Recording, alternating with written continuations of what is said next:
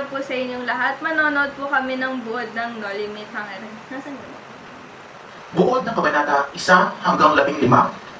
Isang malaking pagtitipon ang naganap sa bahay ni Kapitan Tiago sa mga huling araw ng Oktubre. Lahat halos ng kanyang kakilala ay kanyang inimbitahan kasama sina Padre Damaso, Padre Sibila, Teniente ng Guardia Civil, Doña Victorina at iba pa. Dumating si Kapitan Tiago kasama si Crisostomo Ibarra. Nagulat sina Padre Damaso at Padre Sibila nang makita ang binata. Ipinakilala ng Kapitan Tiago si Crisostomo Ibarra sa mga panauhin at nagbigay galang din siya sa kanila. Binati niya ang mga kadalagahan at kalalakihan. Inanyayahan siya ni Kapitan Tinglong na maghapunan sa kanila, ngunit tumanggi si Ibarra dahil pupunta pa siya sa San Diego kinabukasan. Nagtungo sa pagkainan ang mga panauhin. Galit na sinisikalan ni Padre Damaso ang mga upuang nakaharang sa kanya. Si Doña Victorina ay nagalit sa Teniente dahil naapakan nito ang buntot ng kanyang vestido. Lalo nagalit si Padre Damaso nang mapunta sa kanya ang liig at makunot na pakpak ng manok. Lalong bumanga ang mga bisita nang malaman nila na nalibot ni Ibarra ang buong Europa at nakapagsalita ng iba't ibang wika. Nayamot naman si Padre Damaso at kinotsa si Ibarra. Sa halip na magalit, maayos pa rin ang tubo ni Ibarra sa pari at magalang na nagpaalam sa mga naroon. Wow! It's that baba! Ang sasarap ng crunchy layers! Pagkaalis ni Ibarra sa bahay ni Kapitan Tiago, nilapitan siya ni Teniente Guevara. Nalaman ni Ibarra mula kay Teniente Guevara ang tungkol sa pagkamatay ng kanyang ama.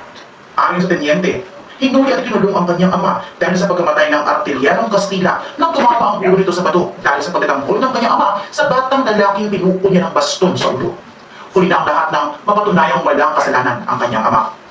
Dumating si Ibarra sa kanyang tinulugan sa Fonda de Lala na gulo ang isip. Hindi mawala sa kanyang isipan ang nangyari sa kanyang ama. Hindi niya nakita ang kasiyahan ng mga kababaihan sa kabilang ibayo ng ilog na kung gamitan ng gargapista, kitang-kita niya ang kahangahangang kasiyahan na ang pinakatambok ay si Maria Clara. Nang dumating si Maria Clara sa bahay ng kanyang ama, ay kitang-kita ang pagkahanga ng lahat sa kagandahan niya. At tuwang-tuwa ang ama niya na si Kapitan Tiago dito. Si Kapitan Tiago ay isa sa mga pinakamayaman sa Binondo. Siya ay anak ng isang may tubuhan sa Malabon at dahil ang ama niya ay napakaramot, ay hindi siya nito pinag-aral. Naging katulong siya ng isang paring Dominiko at nakapag-asawa kay Pia Alba. 6 na taon na hindi sila nag-anak at nagpanata si Doña Pia sa ubando sa parokya ni Padre Damaso. Siya ay nalihi at namatay na ipinanganak si Maria Clara. Naging amain ni Maria Clara si Padre Damaso. Lumaki siya sa pangangalaga ni Tia Isabel. Kinabukasan, nagpunta si Crisostomo Ibarra sa bahay ni Kapitan Tiago. Hindi malaman ni Maria Clara kung ano ang kanyang gagawin na makita si Crisostomo Ibarra. Nag-usap sila sa azotea at doon nila sinaliwa ang kanilang nakaraan. Hindi nagtagal, nagpaalam si Crisostomo Ibarra dahil pupunta pa siya sa San Diego para dalawin ang libing ng kanyang mga magulang dahil kinabukasan ay araw ng mga patay. Sakay ng kanyang sasakyan, nakikita ni Ibarra na walang pagbabagong nangyari sa kanyang dinadaanan. Ganoon pa rin ang kalagayan ng Maynila. Nalulungkot siya isipin na ang mga lugar na kanyang napuntahan sa Europa ay mabilis ang pag-unlad, samantala ang kanyang sariling bayan ay nangarap na uunlad, ngunit bigo pa rin hanggang ngayon. Sa gitna ng maraming sasakyan, nakita niya si Padre Damaso na sakay sa kanyang magarang na Victoria. Natanda ni Padre Damaso sina Maria Clara at Tia Isabel pasakay sa isang parwahe upang kunin ang mga natirang gamit ni Maria Clara sa Piaterio. Tumuloy siya sa bahay at kinausap si Kapitan Tiago. Samantala, si Padre Sibila matapos makapagmisa ng maaga ay nagtungo sa kumbento ng kanilang korporasyon at kinuwento sa matandang paring may sakit ang tungkol sa pagdating ni Ibarra at ang pagpapakasal nito kay Maria Clara. Sa kabilang dako, patuloy ang pagsasalita ni Padre Damaso at Kapitan Tiago. Sinabihan niya sa Kapitan Tiago na huwag magpadalos-dalos sa pagdedesisyon, lalong-lalo na kung may kaugnayan kay Maria Clara. Ang bayan ng San Diego ay nasa pagitan ng mga palayan, malapit na malapit sa lawa. Masagana ang ani sa iba't ibang uri ng pananim na ibinibenta sa labas ng bansa. Mula sa tuktok ng pambalaryo, makikita ang mahabang ilog na tila ahas at isang gubat na napapagitan sa mga marinang na lupa. Ito ay kinatitirikan pa lamang ng ilang mga tagpa. Isang araw, may dumating na isang matandang Kastila na magaling magsalita ng Tagalog. Nagtanong siya kung sino ang nagmamay-ari ng lugar na iyon at marami ang umangkin.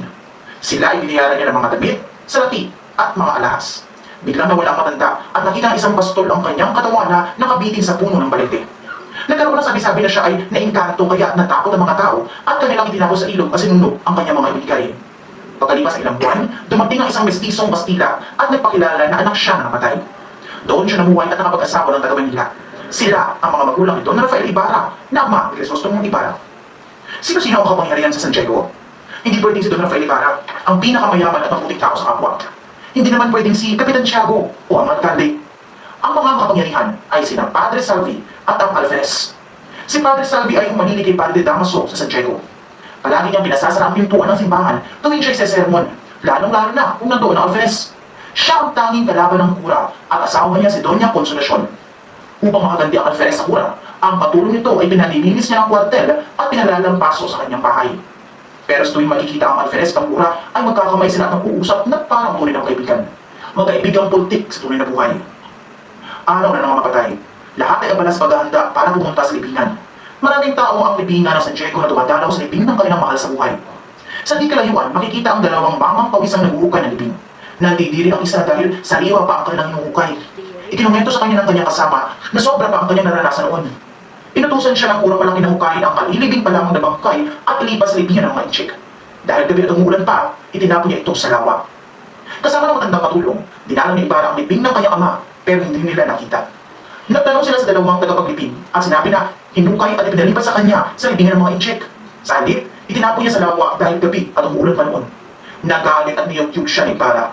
Nagmakaawa siya at sinabi na inutusan lamang siya ng kurang malaki. Galit na lumabas sa sementeryo si Ibarra. Nasalubong niya si Padre Salvi na sa sobrang galit ay diniinan niya ito sa liig at napaluhod ang kura.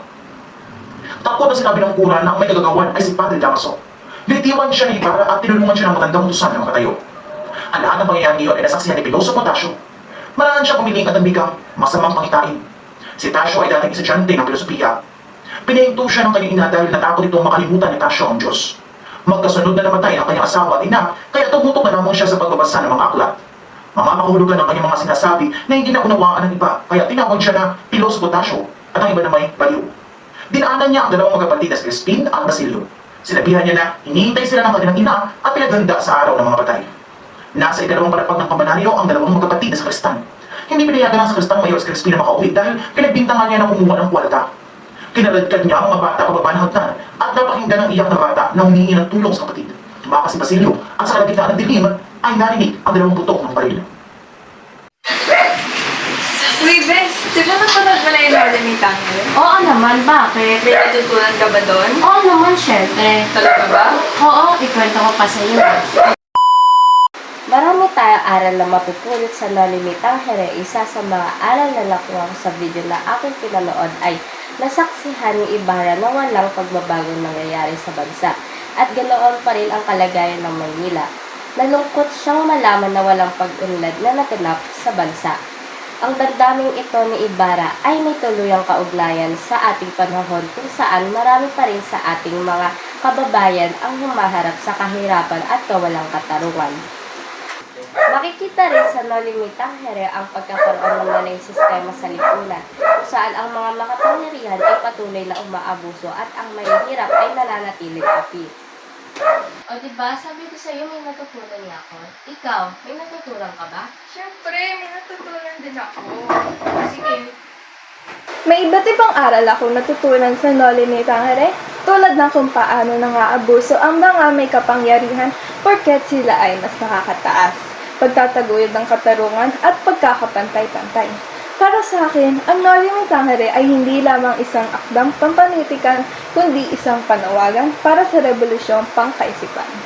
Hinahamon nito ang bawat Pilipino na maging mapanuri, magpakabuti at magtaguyod ng reforma. Hindi lang para sa sarili, kundi para sa ikabubuti ng buong bansa.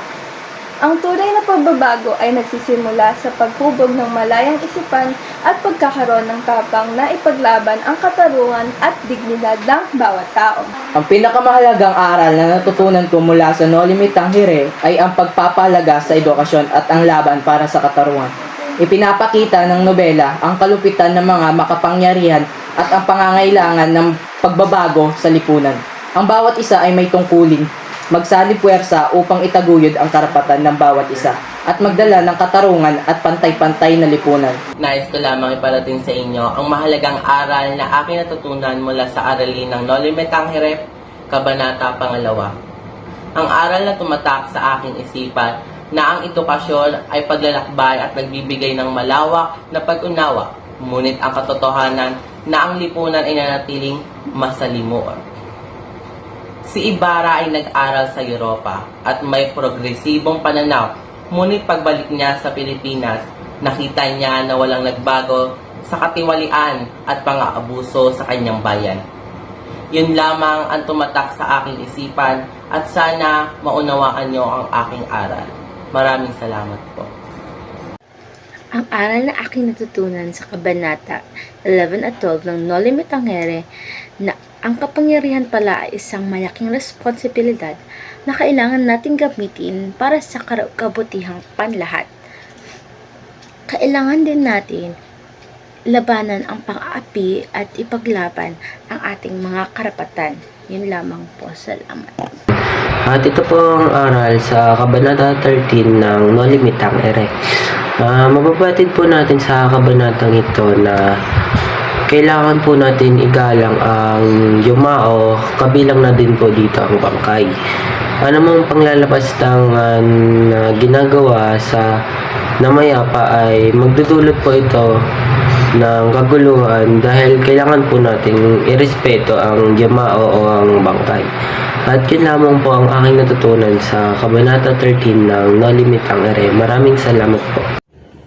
Ang aral na napulot ko nung napanood ko ang Kabanata 7 na ipinamagatang ang pag-uulayaw sa azotea ay dapat tayong maging manalig sa pag-ibig, magkaroon ng pag-asa sa kabila ng mga pagsubok, at magpatawad sa mga nagkasala sa atin.